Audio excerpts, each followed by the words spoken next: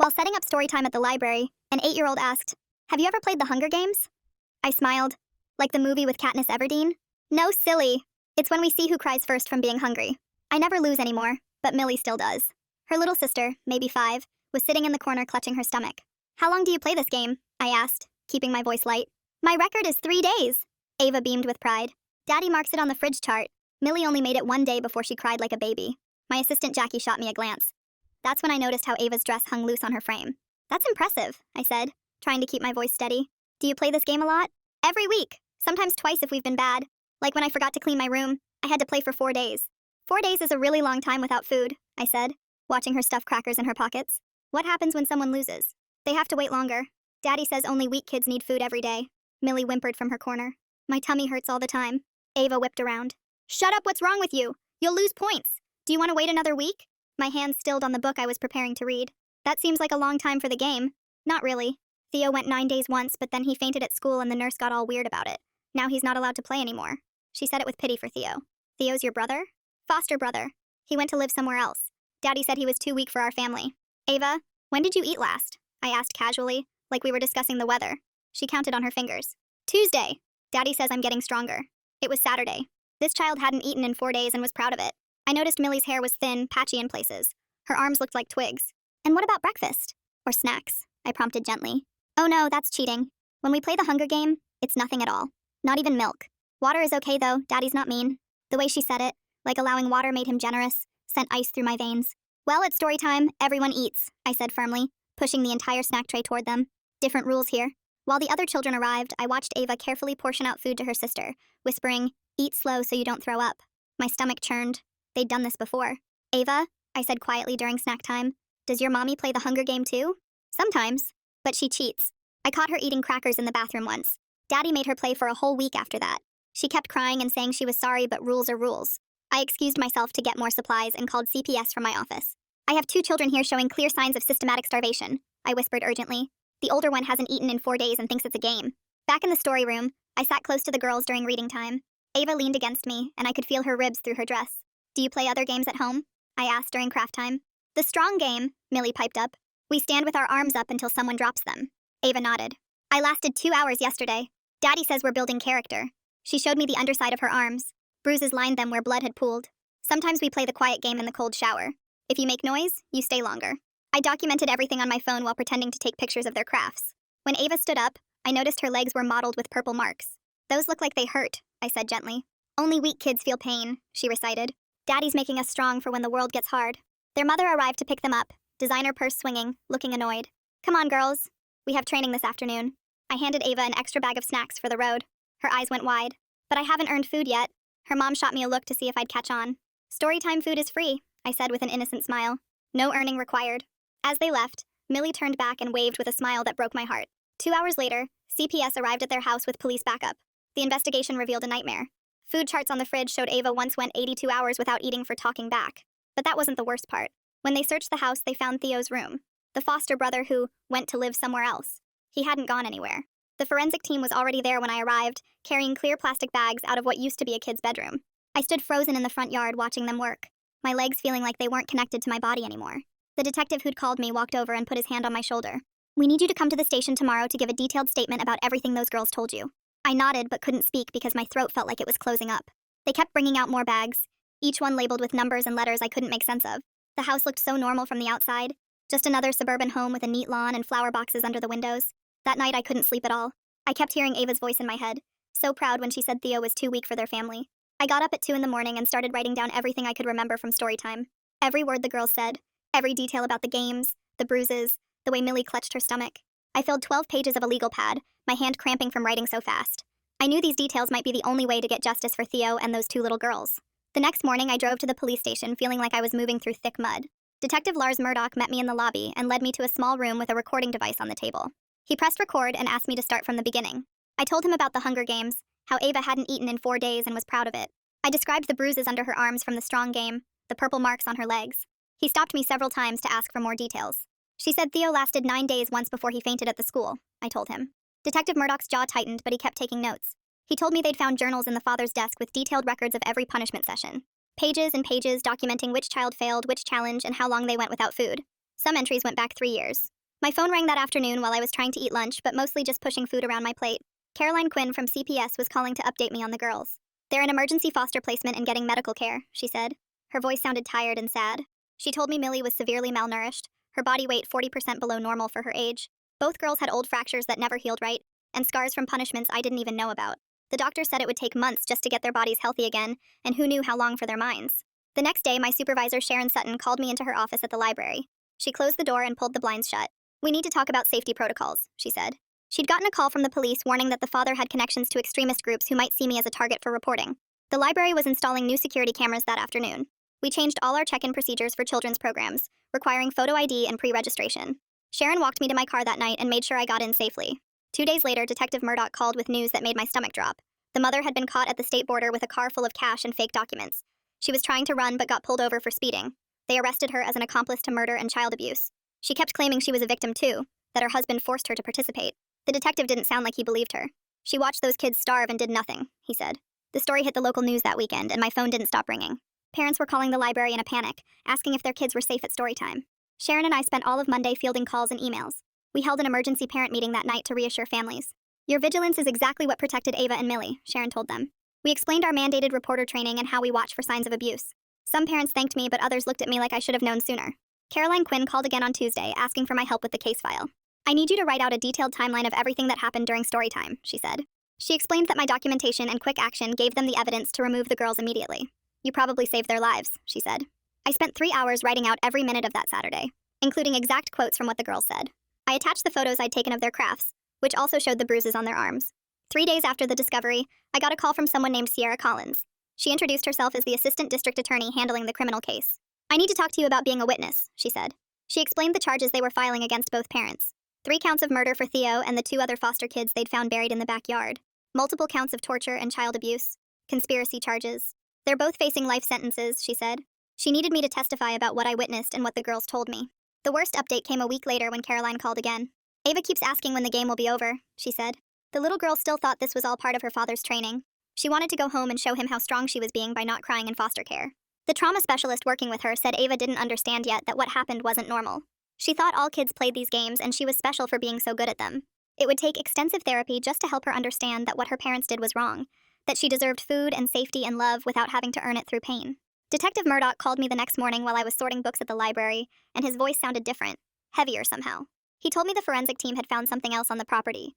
2 more shallow graves near the back fence where the neighbors said they remembered other foster kids who supposedly went to live with relatives. The way he paused before saying the word graves made my hands stop moving on the book cart. He said the neighbors remembered a boy named Isaac who was there 2 years ago and a girl named Alice before that, both foster placements who the father told everyone had been reunited with family members.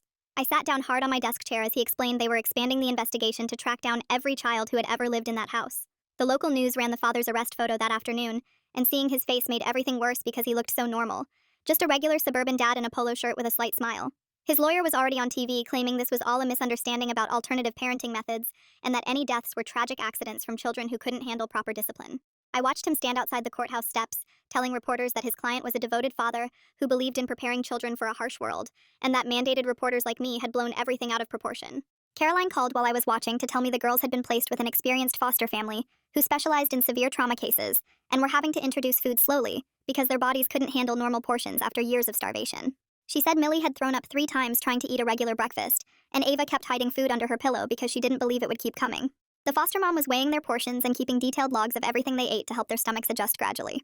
2 days later, Sharon told me there was a mandatory meeting at the county office about the case, and when I walked into the conference room, it was packed with social workers and supervisors. The CPS director stood at the front with a thick file explaining that their office had received 3 prior reports about the family over 5 years, all closed as unfounded after home visits. She read from the reports, and each one described concerns about the children looking thin or having bruises, but the parents had explanations that seemed reasonable at the time. Everyone in the room looked sick as she showed us photos from those visits where you could see Theo in the background, alive and smiling but clearly underweight. One caseworker started crying when she realized she had done one of those visits, and believed the father when he said the kids were just naturally small. That same afternoon, I got a call from a number I didn't recognize, and when I answered, a woman introduced herself as the mother's defense attorney. She said her client wanted me to know she was also a victim, and hoped I would provide a statement supporting her claim that she was forced to participate. I told her I couldn't help and hung up immediately, then called Sierra Collins to report the contact. Sierra warned me this was a common tactic, and to document any attempts at contact, but not engage because the mother's lawyer would try to twist anything I said.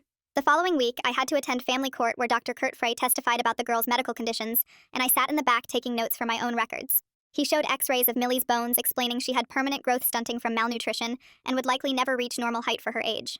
Both girls had bone density problems that would require years of calcium supplements and careful monitoring. And Ava had nerve damage in both arms from holding them up for hours during the strong game. He said the damage was consistent with torture techniques, and some of it might be permanent. 2 weeks after the initial arrest, I found a subpoena in my mailbox, requiring me to testify at the preliminary hearing to determine if there was enough evidence for trial. Sierra met with me the next day in her office, going through exactly what questions she would ask and what to expect from the defense. She reminded me to stick to only what I witnessed directly, not what I thought or felt about it, and to speak slowly and clearly for the court reporter. The morning of the hearing, I put on my most professional outfit and drove to the courthouse with shaking hands. The courtroom was smaller than I expected, and when they brought the father in wearing an orange jumpsuit and shackles, I had to focus on my breathing to stay calm. I took the stand and raised my right hand to swear to tell the truth, while he stared at me from the defense table with those same cold eyes. Sierra asked me to describe what happened at story time, and I carefully explained finding the bruises on both girls' arms, documenting everything on my phone and calling CPS immediately. The defense attorney stood up for cross-examination and tried to suggest I had misunderstood normal childhood games and overreacted because I wasn't a parent myself. He asked if I had coached the children to say certain things or led them with my questions, but I firmly explained that Ava had volunteered all the information while proudly describing her Hunger Game record. After 2 days of testimony from multiple witnesses, including the forensic team and medical experts, the judge made her ruling. She found sufficient evidence for trial on all charges, including 3 counts of first-degree murder, after seeing the food charts, the graves, and hearing how systematically these children were tortured. Both parents were ordered held without bail as flight risks and dangers to the community, and the judge specifically noted the father showed no remorse, even when confronted with evidence of dead children. A week later, Caroline called with an update that was somehow both heartbreaking and hopeful about Ava's progress in therapy. She said Ava had finally cried for the first time since being removed from the home when her therapist helped her understand that Theo wasn't coming back, that he hadn't gone to live somewhere else but had died in that house. It was horrible to hear, but the therapist said it was actually progress because Ava was starting to feel real emotions again, instead of the numbness her father had trained into her. 3 days later, Detective Murdoch called me at work to tell me the forensic team had found something else at the house. They discovered small cameras hidden behind air vents in both girls' bedrooms and the basement where the father conducted what he called training sessions. The tech guys recovered hundreds of hours of footage from hard drives hidden in the garage rafters. Murdoch said some of the videos went back 3 years and showed everything from the Hunger Games to kids standing with their arms up for hours, while the father sat in a chair timing them and marking down when they cried or dropped their arms. He said Sierra was reviewing the footage and it would be the strongest evidence at trial, since it showed exactly what happened to those kids, without any question. The next morning, my phone rang while I was setting up for story time, and it was some producer from Los Angeles saying he wanted to make a documentary about the case, and could he interview me about finding the girls. I told him no way, and hung up. But he called back 2 more times that day, until Sharon helped me write a statement saying the library wouldn't participate in any media that might hurt the girls or turn their pain into entertainment. She sent it to all the major news outlets and posted it on the library website so everyone would know where we stood. That same week, 3 different families contacted the library saying they'd noticed weird things about that family over the years, but never knew what to do about it. One mom said she'd seen Ava at the park looking too thin and asked if she was okay, but Ava just said she was playing a game. Another family said their kid came home from a playdate talking about the Hunger Game, and they thought it was just kids being dramatic. The third family lived next door and said they heard crying sometimes, but figured all kids cry and didn't want to be nosy neighbors. Sharon used this as a chance to organize community training sessions at the library about recognizing signs of abuse and how to report concerns without being afraid of being wrong. She brought in experts from CPS and the police department to teach people what to look for, and made it clear that it's better to be wrong than to let a kid suffer. Meanwhile, the mother's lawyer had ordered a full psychological evaluation, which came back showing she had severe PTSD from her own childhood and something called dependent personality disorder that made her unable to stand up to her husband. The report said she'd been abused as a kid too, and basically picked a husband who continued the pattern. Her lawyer tried to use this to get her a separate trial, saying she was a victim too, but the judge said no, because she still chose to starve children and watch them die regardless of her mental health issues. The prosecution argued that lots of people have PTSD and don't murder kids, so it wasn't an excuse. About a week after that, Detective Murdoch discovered something that made everything even worse. While going through the father's computer, they found he was running an online forum for parents who believed in what he called radical resilience training for children. There were over 200 members from all over the country sharing tips on how to make kids stronger through hunger and pain and cold.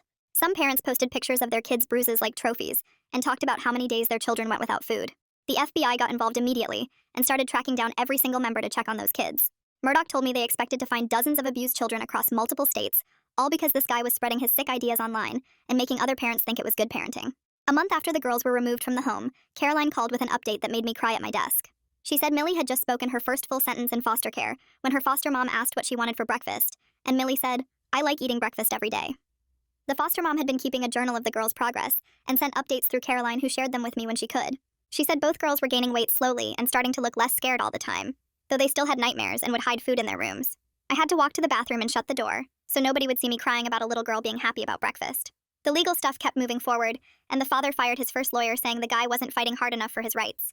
He hired some new lawyer known for defending extremist groups and militias, who immediately filed a bunch of motions claiming the father was persecuted for his religious beliefs and his constitutional right to raise his kids how he wanted. The motions said the government was attacking traditional parenting, and that parents should be free to discipline children without interference. The judge threw out every single motion, saying that murder and torture aren't protected by any constitutional right, and that religious freedom doesn't include killing children. 2 days later, Sharon called me into her office and said the police had warned her that some group supporting the father might show up at the library to protest during story time. Apparently, the new lawyer was trying to drum up support online, talking about parental rights and government overreach. Sharon had already coordinated with the police to have extra patrols during our children's programs and set up a safety plan where we could lock down the children's section if needed. She also arranged for parents to sign kids in and out so we'd know exactly who was in the building. We ended up not having any real problems, just a couple people with signs out front that the police moved along. Sierra kept building her case and called me one afternoon to say she had enough evidence for multiple life sentences between the videos and the bodies and all the documentation. She was particularly focused on getting justice for Theo and the 2 other foster kids they found buried in the backyard, who never even got reported missing because the system lost track of them. She said the father kept detailed notes about each child, including when they died and what killed them, which was usually starvation or injuries from the training. Around the same time, the girls got a guardian ad litem named Allison Cooper, whose job was to represent their interests in court. She came to the library to meet me and get copies of all my documentation from that first day. She was putting together a petition for permanent termination of parental rights, using my initial report and testimony as evidence that both parents posed an ongoing danger to the children, even from prison. 2 months passed before Caroline called with an update that made me grab my desk for support. She told me Ava was eating regular meals now without hiding food in her pockets or under her bed. The foster mom sent daily reports about how Ava still asked permission before taking food from the fridge. She'd stand there waiting for someone to tell her she'd earned it. The foster family kept telling her food was always allowed, but old habits die hard. Caroline said Ava still counted bites sometimes and got anxious if she ate too fast. The next week, I got home from work to find a thick envelope shoved under my door with no return address. Inside was a letter written in tiny, cramped handwriting filled with Bible verses about sparing the rod and spoiling the child. The father had gotten someone on the outside to deliver it, going on for pages about how I'd destroyed his family. He quoted Proverbs and talked about discipline being love and how weak children grow into weak adults. I drove straight to the police station and handed it over to Detective Murdoch, who said they'd track down whoever delivered it. Within days, the father lost his phone and mail privileges after they traced the letter to another inmate's girlfriend. The pretrial motions started the following month, and Kiara warned me some of the evidence would be hard to watch. She wasn't kidding, because when they played the hidden camera footage in the judge's chambers, 2 bailiffs had to leave the room. Sierra told me later that even the defense attorney looked sick watching those videos. The judge watched maybe 20 minutes before ruling they were admissible as evidence. You could see everything on those tapes, kids standing with their arms up for hours until they collapsed. You could see the father marking time on his phone while Theo begged for water. The worst part was how calm the parents looked while their kids suffered right in front of them. A week later, Sierra called to tell me the mother's lawyer wanted to make a deal. The mother would testify against her husband if they'd reduce her sentence from life to 25 years. She claimed she had information about how Theo died that only she knew. Sierra was considering it because the mother's testimony could guarantee a murder conviction. The mother apparently kept her own notes about the punishments and could provide details the cameras didn't catch. Meanwhile, I started going to a support group for mandated reporters who'd been involved in severe abuse cases. The counselor running it said we all carried trauma from what we'd witnessed and reported. There were teachers and nurses and social workers all dealing with nightmares about the kids they'd tried to help. One teacher talked about finding cigarette burns on a student, and another found a kid living in a dog crate. Hearing their stories helped me realize I wasn't alone in feeling haunted by what those girls went through. Caroline called again with updates about the girls' therapy sessions, which happen 3 times a week now.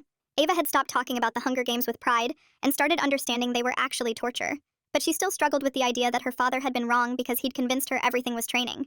Millie was making faster progress and had started playing with other kids at the school without being afraid. The therapist said Millie might recover more fully because she was younger when it started. Around the same time, Detective Murdoch told me the FBI had shut down the father's online group after finding dozens of families using his methods. They'd found spreadsheets with punishment schedules and starvation charts being shared between parents across the country. 43 kids got removed from homes in 12 different states because of that investigation. Some parents had been starving their kids for weeks using the father's exact system.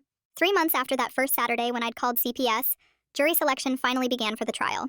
Sierra spent hours questioning potential jurors about whether they could handle hearing about child torture and murder. She had to excuse dozens of people who said they couldn't be impartial after learning kids had been starved to death. Some people broke down crying just during the initial questioning about the charges. The process took 2 weeks because they needed people strong enough to see the evidence but human enough to understand its horror. That's when the mother officially flipped and agreed to testify against her husband for a plea deal.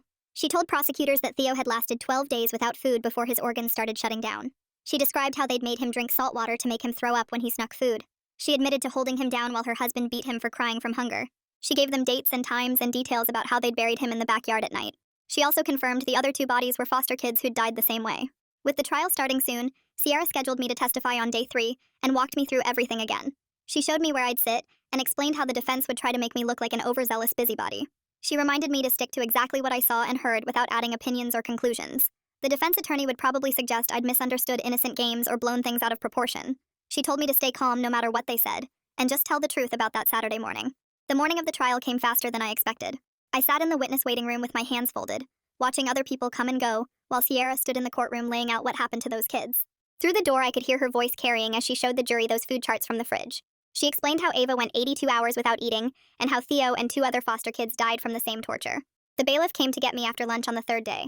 Walking into that courtroom felt like stepping into a nightmare where everything was too bright and too quiet. The father sat at the defense table in a gray suit, watching me with empty eyes while I raised my right hand and swore to tell the truth. I settled into the witness chair and looked at Sierra, who gave me a small nod before starting her questions. She asked me to describe that Saturday morning at story time, so I told them everything. How Ava bragged about not eating for 3 days. How Millie sat in the corner holding her stomach. How they talked about the Hunger Games like it was normal. I described finding the bruises under Ava's arms from the strong game and the purple marks on her legs. The jury watched me carefully while I explained how Ava said Theo went 9 days without food before he fainted at the school. Several jurors looked sick when I told them about Millie's patchy hair and stick arms. I kept my voice steady, even though my hands shook as I described Ava teaching her sister to eat slow so she wouldn't throw up. The defense attorney stood up for cross-examination with a fake smile that made my skin crawl. He suggested I misunderstood what the girls said, that maybe they were playing pretend or exaggerating like kids do. I told him Ava counted on her fingers to show me she hadn't eaten since Tuesday and it was Saturday. He asked if I coached them to say things about Hunger Games, if maybe I put ideas in their heads. I explained that Ava volunteered everything while proudly describing her record, that I never suggested anything about starvation or games. He tried to make it sound like I overreacted to normal childhood stories, but I stuck to exactly what I saw and heard. The mother took the stand 2 days later wearing an orange jumpsuit and looking smaller than I remembered. She described how it started with normal punishments like timeouts, but her husband kept pushing for more. She admitted holding Theo down while he was beaten for crying from hunger. She told them about the salt water they made him drink when he snuck food. Her voice broke when she described watching him get weaker over 12 days until his organs shut down. She said she was scared her husband would kill her too if she tried to stop him. The prosecutor asked why she didn't call for help, and she just stared at her hands without answering. Dr. Frey came next with a laptop full of medical files that made the jury gasp. He showed x-rays of old fractures in both girls' arms and ribs that never got treated. He had photos of scars on their backs from belts and switches. He explained how Theo's body would have broken down during those 12 days without food, how his organs would have failed one by one while he suffered. He said Millie had permanent growth damage from years of starvation, and both girls had nerve damage from the punishment games. The judge called a recess after his testimony because one juror started crying. On day 7, they played the videos from the hidden cameras the father installed in the kids' rooms. The judge only allowed certain parts because he said the full footage was too disturbing for court. Even the edited segments made people in the gallery leave the room. You could see Ava standing with her arms up for hours until she collapsed. You could see Millie locked in a closet screaming while the timer on screen showed she'd been there for 6 hours. The worst part was hearing the father's voice calmly explaining that only weak children needed food or comfort. Detective Murdoch testified the next morning with boxes of evidence stacked beside him. He showed the punishment charts with detailed records of which kid failed which challenge and for how long they went without food. He presented the father's journals where he wrote about breaking the children's spirits to make them strong.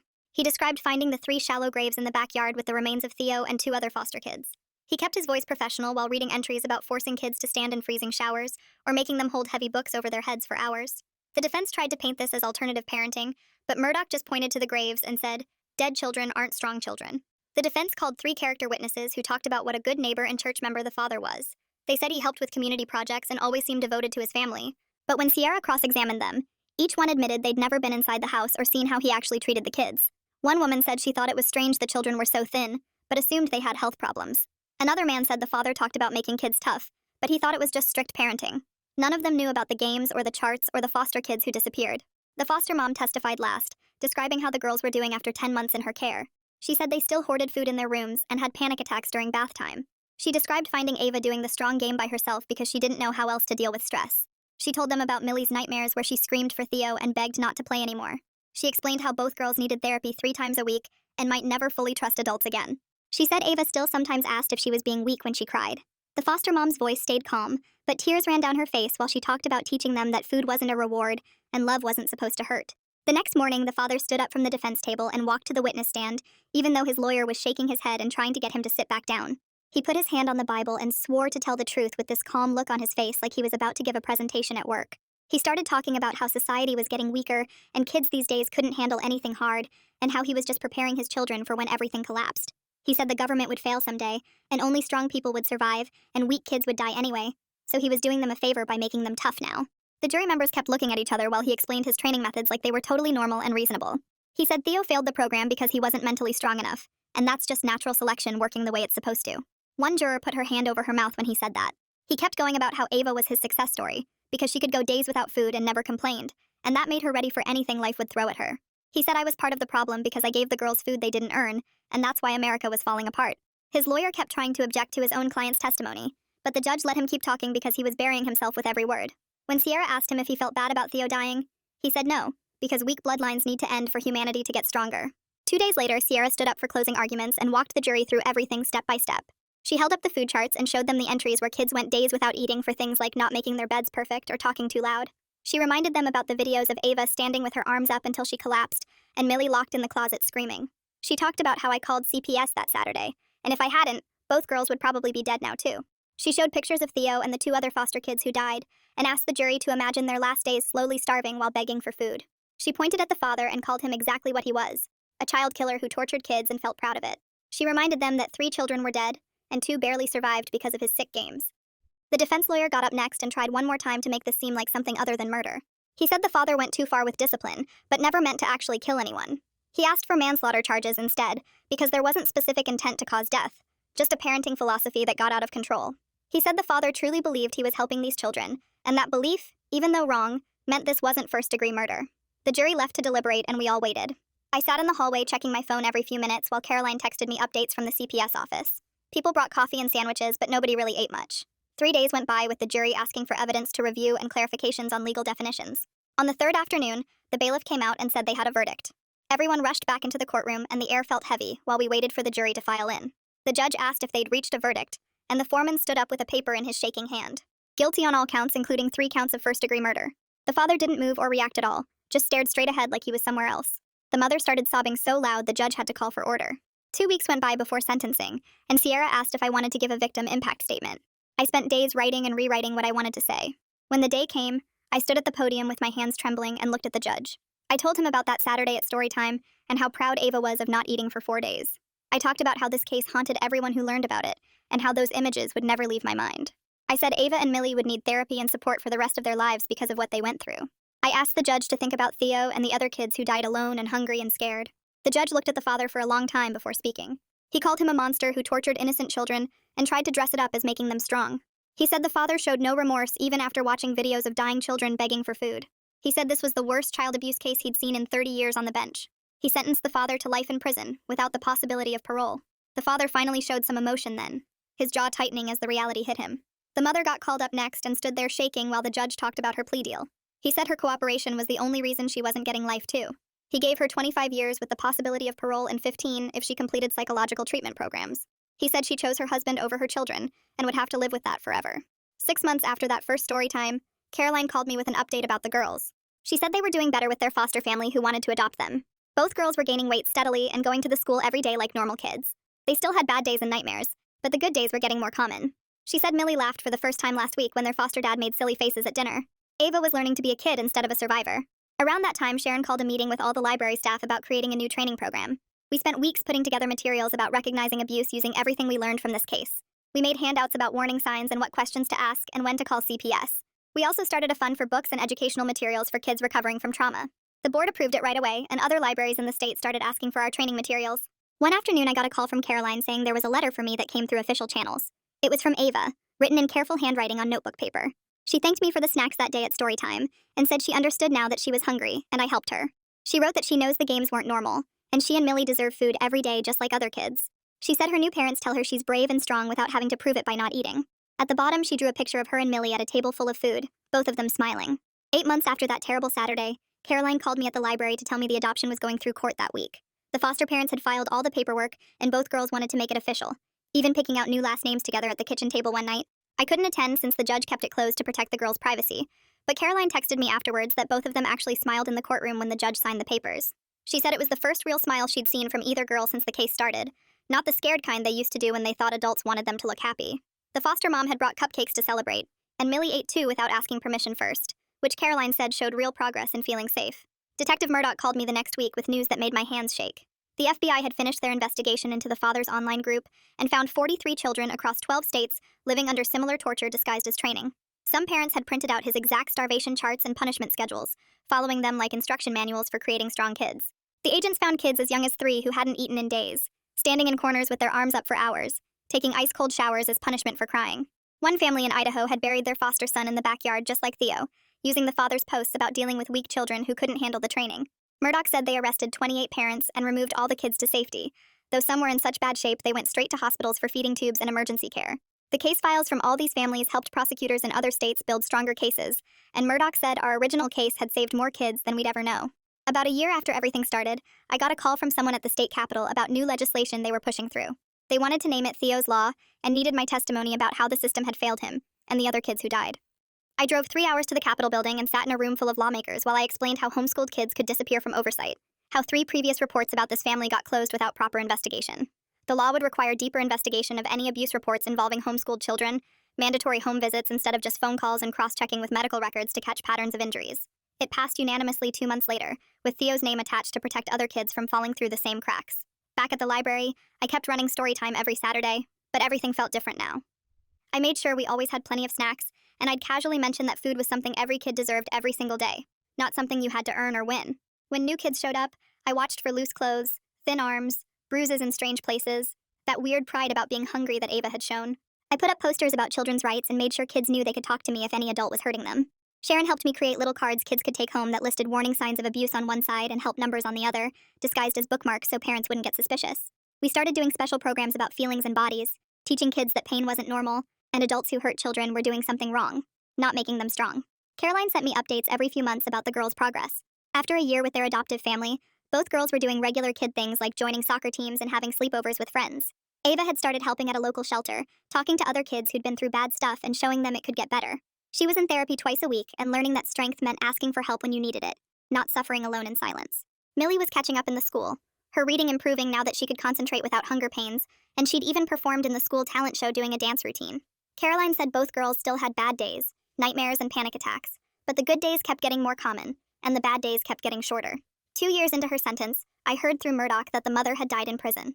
The medical examiner found evidence of years of untreated injuries and malnutrition, suggesting she'd been another victim of the father's abuse long before the kids came along. Other inmates had apparently found out what she'd done to kids and made her life hell, but the official cause was complications from internal damage that had never properly healed. It reminded everyone that she'd been trapped in that house too, choosing between her own survival and protecting the children, though she'd made the wrong choice every single time. 3 years after that first story time, Caroline forwarded me an email from Millie's teacher about a creative writing contest she'd won at the school. Millie had written a story about 2 sisters who got saved by a brave librarian who noticed they were hungry and called for help. She'd changed all the names and details for privacy, but the teacher wanted Caroline to know how beautifully Millie had captured the feeling of being seen and saved by someone who cared enough to act. The teacher said Millie read it to the whole school at assembly and didn't cry once, standing tall and proud while she shared her story of survival. When Ava hit her teenage years, she started speaking at child welfare conferences about recognizing abuse. Caroline sent me a video of one talk where Ava stood in front of 200 social workers and described the Hunger Games, the charts on the fridge, how she'd been programmed to be proud of suffering. She told them to watch for kids who brag about not needing things, who show off their endurance of pain, who think abuse is normal because it's all they've known. At the end, she looked right at the camera and said, "A librarian saved her life by noticing something was wrong and refusing to ignore it," though she knew I'd say she saved herself by being brave enough to talk about the games that day. The library board approved Sharon's proposal for annual training for all youth program staff, using our case as the main teaching example. We brought in experts to teach about trauma responses, mandated reporting, and how to create safe spaces where kids felt comfortable disclosing abuse. We practiced how to ask gentle questions, how to document concerns, when to call CPS versus when to gather more information first.